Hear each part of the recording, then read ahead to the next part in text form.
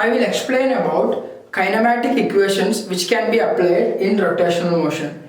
So in linear motion we already know few equations, that is nothing but in motion in one dimension, that too in uniform accelerated motion, we have learned kinematic equations which are V is equal to U plus AT, S is equal to UT plus half AT square, then V square is equal to U square plus 2AS. So this is the example. You have a car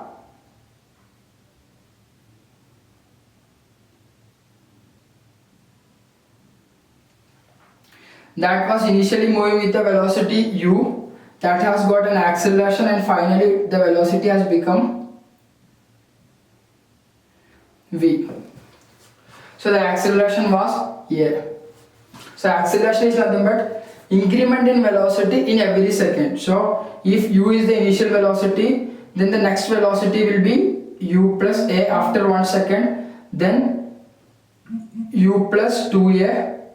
Similarly, after t second, now this is after 1 second, this is after 2 second, after t second that will be u plus at. So this is nothing but a derivation for the final velocity. V is equal to u plus at.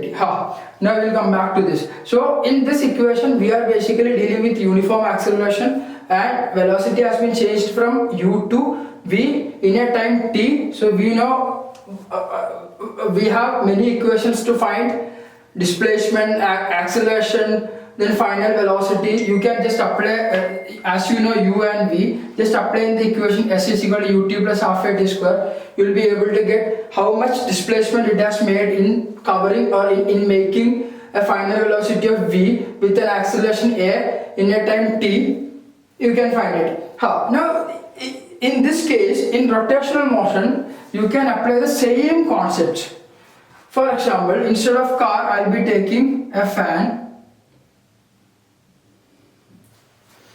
Now this fan is revolving at a velocity or angular velocity of, let's say, 60 degree per second. 60 degrees is nothing but pi by 3 radians per second. So if it is revolving at 60 degree per second, so now 60, then 60 plus 60, 120, 180. So similarly it will be taking total 6 seconds to complete one complete revolution. From 60 degree per second at this speed, now you are going to speed up this switch. You are switching on the switch to next mode, which is a higher velocity. Now the fan will be taking only 4 seconds or 3 seconds to make a complete revolution. I will take an example from 60 degree per second to 90 degree per second.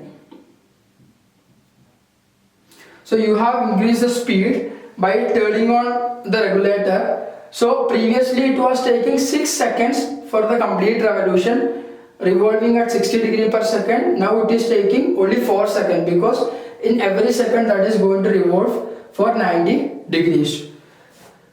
In this scenario, nothing but in every second there will be a particular amount of degree. For example, 60 degree per second. In next second, if it is 70 degree per second, then 80 degree per second, then I can say that in every second that is going to increase the angular speed by 10 degree seconds per by 10 degrees per second. So if the increment per second is 10 degree, I can say that this is basically an acceleration, but as it is angular motion, this is angular acceleration, which is nothing but 10 degree per second square, or I can say that pi means 180 by 10 will be 180 by 18 will be 10 degree. So pi by 180 radians per second square. That is the acceleration here.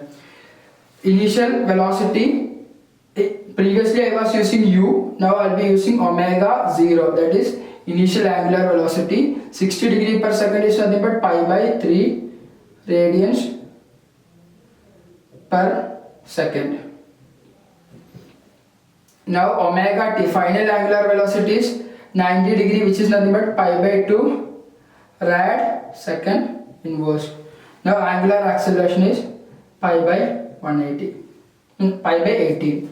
So how many times it will be taking, how much time it will be taking to increase the velocity from pi by 3 radians per second to pi by 2 radians per second, basically angular velocity. We know from the logic that it will be taking 3 seconds, because in 4 seconds 60 to 70, then 70 to 80, then 80 to 90. We will apply this equation. I mean, we will take the analogy in rotational motion. Final velocity, which is nothing but omega t, is equal to initial velocity omega 0 plus alpha t.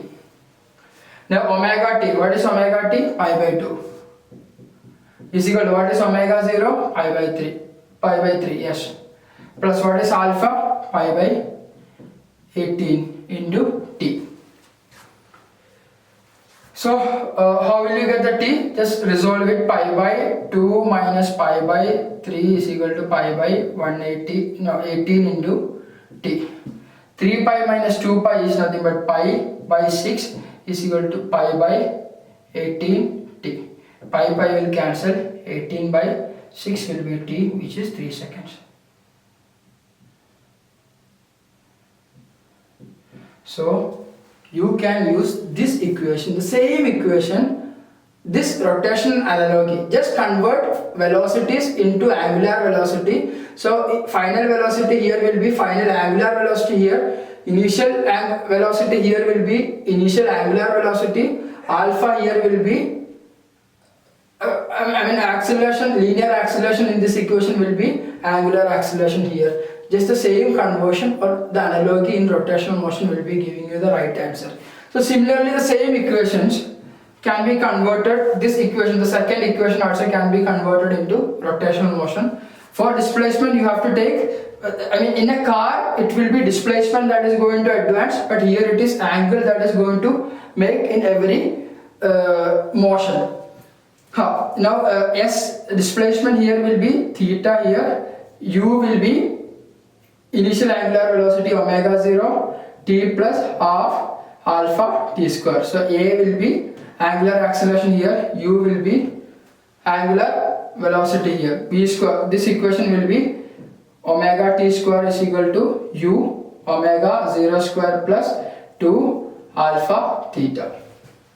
So every equations whichever you are using in linear motion can be converted into rotational motion using the proper analogy.